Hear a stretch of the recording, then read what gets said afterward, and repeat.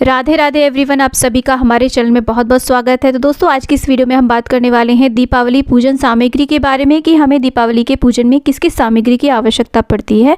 तो देखिए, दीपावली का पूजन विशेष रूप से लक्ष्मी जी का पूजन किया जाता है, गणेश जी का पूजन किया जाता है और साथ में हमें सरस्वती माँ का भी पूजन करना चाहिए, क्योंकि जहाँ पर धन वैभव होता है वहीं पर ज्ञान का होना भी अत्यधिक आवश्यक होता है। तो जहाँ ज्ञान होता है वहीं पर हमें धन लक्ष्मी की प्राप्ति होती है। तो इस तरीके से हमें इन तीनों का पूजन करना चाहिए। साथ ही साथ आप कुबेर का भी पूजन करें, यम देवता का भी पूजन करें और इस तरीके से बहुत सारे हमें पूजन करने होते हैं। तो पूरे 5 दिन का ये त्यौहार होता है। तो इस पूजन में बहुत ज़्यादा सामग्री की आवश्यकता होती है और विशेष पूजन जो होता है लक्ष्मी जी का, वो अमावस की रात को किया जाता है।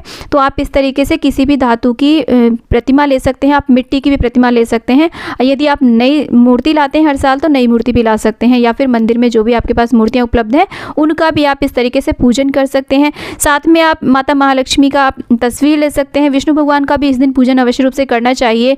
साथ में आप श्री यंत्र का भी पूजन कर सकते हैं। श्री यंत्र आप इस तरीके से मार्केट से भी लेकर के आ सकते हैं, या फिर आप श्री यंत्र बनाया भी जाता है रंगोली के तरीके से, ऐसे भी आप बना करके उनका पूजन कर सकते हैं। साथ में कुबेर यंत्र भी आप ला सकते हैं, उनका भी आप पूजन कर सकते हैं। इनका साइज़ छोटा बड़ा आप अपने अनुसार देख लें, नहीं तो कुबेर यंत्र भी बनाया जाता है।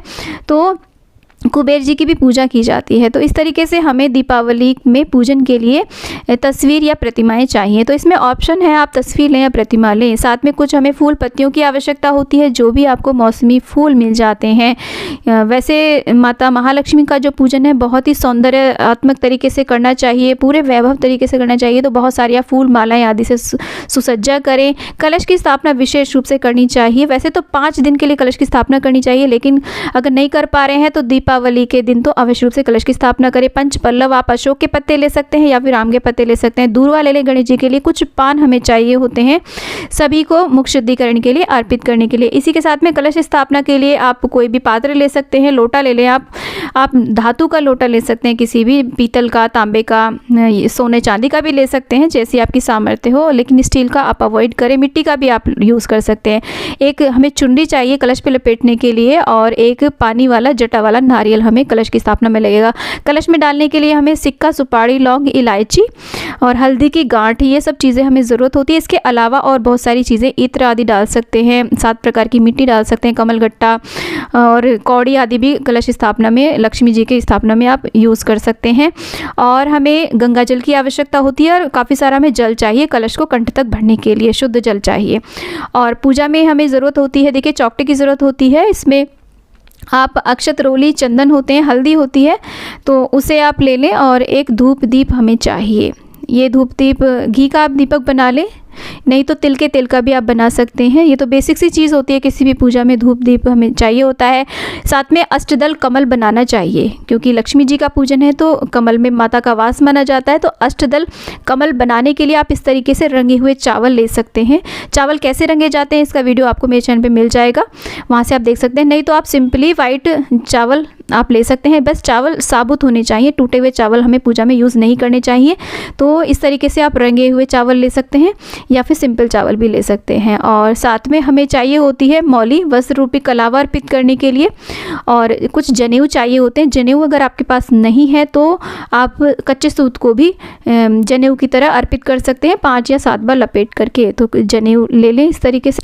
और इसके बाद में दोस्तों, क्योंकि ये त्यौहार जो होता है वो मिठाइयों का होता है और तरह तरह की आप मिठाइयाँ यूज़ करें। मेवा मिठाई, फल, मौसमी फल जो भी आपके पास उपलब्ध हो जाए उनका आप माता रानी को भोग लगाएं, या फिर घर में आपने हलवा, पूड़ी जो भी सामग्री बनाई हो उनका आप माता रानी को भोग लगाएं। तो इस तरीके से आप कुछ मिठाई ले लें, कुछ ड्राई फ्रूट भी ले लें, पंचमेवा आप ले लें। और दीपावली दियों का त्यौहार होता है, तो इस तरीके से बहुत सारे दिए जलाए जाते हैं। देखिए 5 दिन, धनतेरस से ही दिए जलाने स्टार्ट हो जाते हैं, लेकिन दीपावली के दिन हमें ज़्यादा से ज़्यादा दिए जलाने चाहिए, क्योंकि अमावस का दिन होता है, अमावस की रात होती है। तो उस रात में हमें ज़्यादा से ज़्यादा प्रकाश करना चाहिए।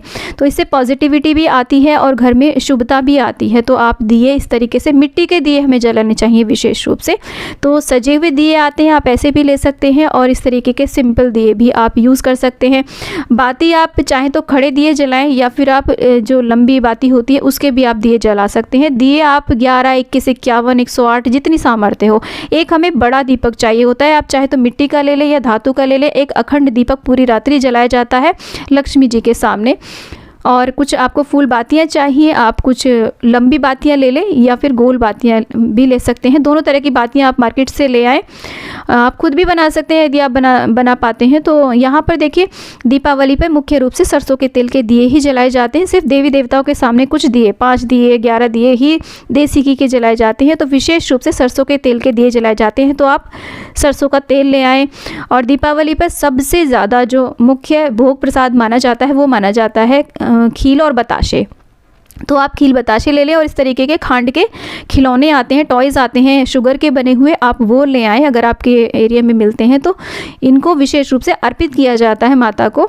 और यहाँ पर देखिए माता रानी को आप चाहें तो माता महालक्ष्मी को आप उनको श्रृंगार की सामग्री भेंट कर सकते हैं। 5, 7, 11 जितनी भी सामग्री आप करना चाहें, 16 श्रृंगार भी आप अर्पित कर सकते हैं, जैसे कि चूड़ी, बिंदी, मेहंदी, बिछिया, सिंदूर और ये चुनरी अर्पित करें। और यहाँ देखिए धनिये का विशेष रूप से प्रयोग किया जाता है दीपावली के पूजन में। और आप चाहें तो सप्त धान या अष्टधान माता रानी को आप अर्पित करें। ये जो धान है ये साबुत होने चाहिए, टूटे हुए नहीं होने चाहिए, दली हुई दालें नहीं होनी चाहिए। इसमें आप गेहूँ, चावल, साबुत मूंग, चना, बाजरा, धान, जौ, जई आदि कुछ भी ले सकते हैं, बस आप कोशिश करें मसूर इसमें ना यूज़ करें। तो आप इस तरीके से थोड़ा थोड़ा अनाज माँ को ज़रूर अर्पित करें, इससे घर में बहुत ही ज़्यादा सुख समृद्धि आती है। इसके बाद में आप इस अनाज का यूज़ कर सकते हैं बाद में। और देखिए दीपावली पर विशेष रूप से रंगोली बनाई जाती है। माता महालक्ष्मी को आकर्षित करने के लिए हम अपने घर को अच्छे से साफ़ सुथरा करने के बाद में सजाते हैं। रंगोली आदि दरवाजे पे भी बनाई जाती है, पूजा में भी रंगोली बनाई जाती है। तो इस तरीके से आपको कुछ रंगोली के कलर्स की ज़रूरत पड़ेगी। आप रंगोली चाहें तो देखिए चावल के आटे से भी बना सकते हैं, गेरू आदि से भी बना सकते हैं, और चाहें तो इससे कलर ला करके भी ज़रूर बनाएं।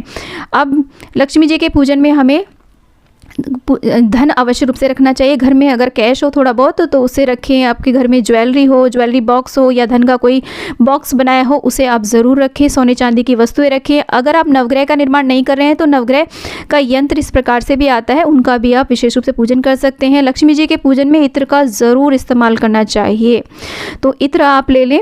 और इसके साथ में कुछ कौड़ियाँ, आप 5, 7, 11 कौड़ियाँ लेकर के आए। ये सारी चीज़ें हम धनतेरस वाले दिन खरीद के लेके आते हैं और इनका पूजन दिवाली वाले दिन किया जाता है। गोमती चक्र अवश्य रूप से माता को अर्पित करें, बहुत ही शुभ रहते हैं। साथ में कमलगट्टे ज़रूर माता को अर्पित करें। कमलगट्टे की माला भी आप माता को चढ़ा सकते हैं। और माता के मंत्रों का जब आप जाप करेंगे, लक्ष्मी जी के मंत्रों का, तो आप कमलगट्टे की माला से जाप करते हैं तो बहुत ही शुभ रहता है। तो कमलगट्टे आप पूजा में ज़रूर रखें।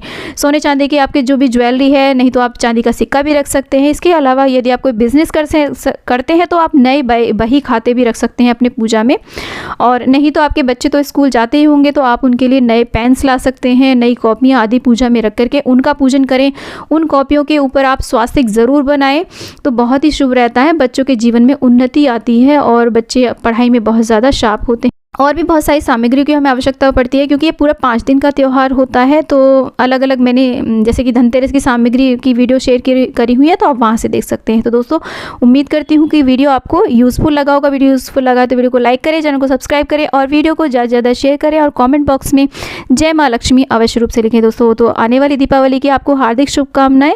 इसी आशा के साथ विदा लेती हूँ दोस्तों कि माता महालक्ष्मी की कृपा आप पर सदैव बनी रहे।